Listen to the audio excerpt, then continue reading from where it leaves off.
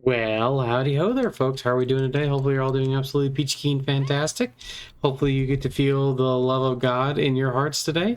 And we're going to do another little cat sermon.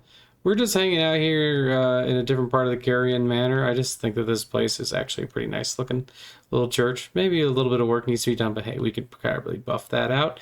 Anyway, we're going to start as per usual with our little prayer. Okay.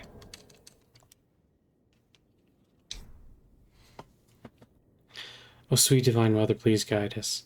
Guide us from the unreal to the real. Guide us from darkness unto light. Guide us from death to immortality. Guide us so that we may imitate the figure of Christ in everything we do. Guide us so that our hearts may be full of mercy. Guide us so that we may see God in everyone we meet. Guide us so that no matter what we do, we don't judge others. Guide us so that we may always come back to you and remember you and thank you for everything you've given us. Guide us so we may feel your love in our hearts. Guide us so that we may always have our perfect love of you, and that no matter what kind of things we go through during the day, we always turn back to you. And guide us so that we may always see you in everyone that goes by. Thank you, Divine Mother, for everything you've given us. Please guide us. Guide us from the unreal to the real. Guide us from darkness unto light. Guide us from death to immortality. Om Krim Hakali Kali Namaha. Okay. You know, I have a tendency to revisit a lot of people I like in spirituality. I visit the teachings of Sri Ramakrishna quite frequently because I found that they've really, really helped me with a lot of things. And because of people like Sri Ramakrishna, I get to watch Swami Sarvapriyananda and others, and I get to learn about Swami Vivekananda and all this other stuff going on.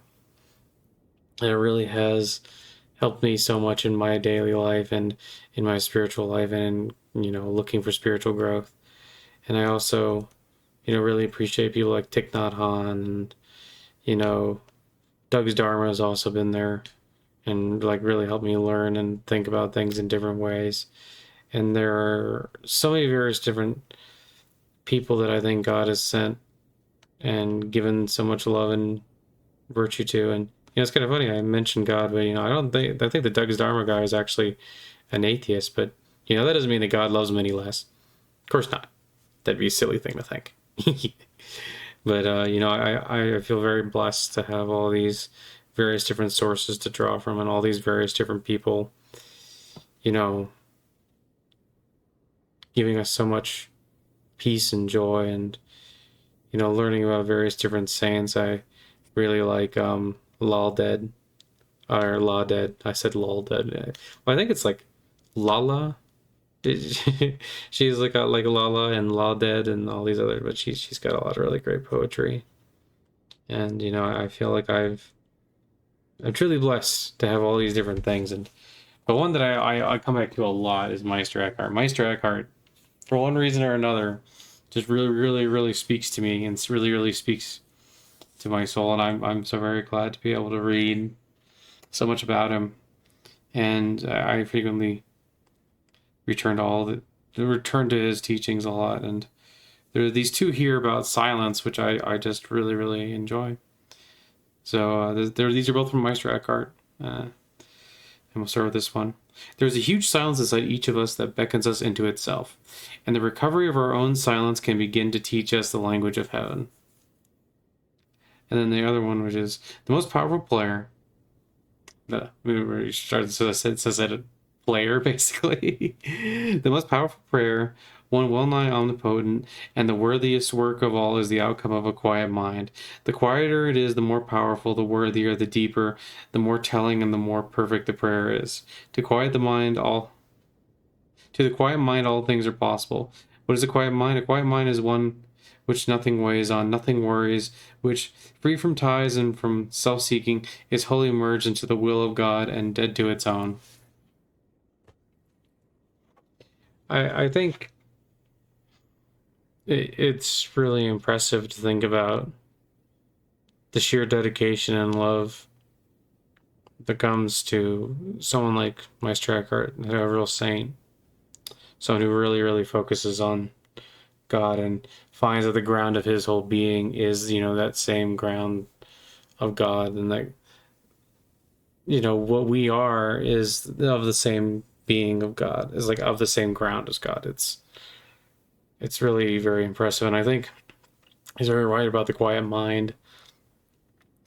The more you meditate and the more you quiet the mind and don't let all the little disturbances bother you, the further you can get along. And it's really quite wonderful to see how, as we quiet the mind, we kind of naturally come back towards the divine.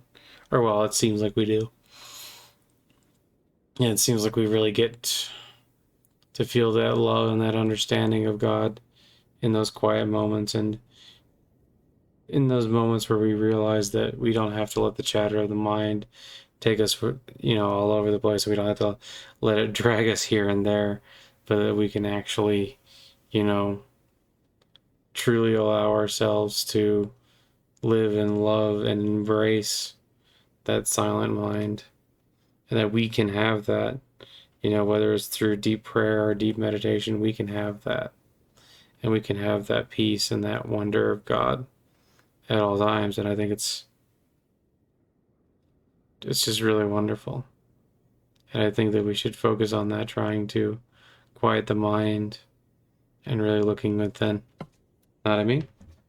Anyway, that's all I wanted to share for now. So we're going to end on a short little prayer.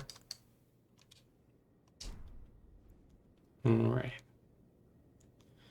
Sweet Divine Mother, please guide us. Guide us so that we may have a quiet mind.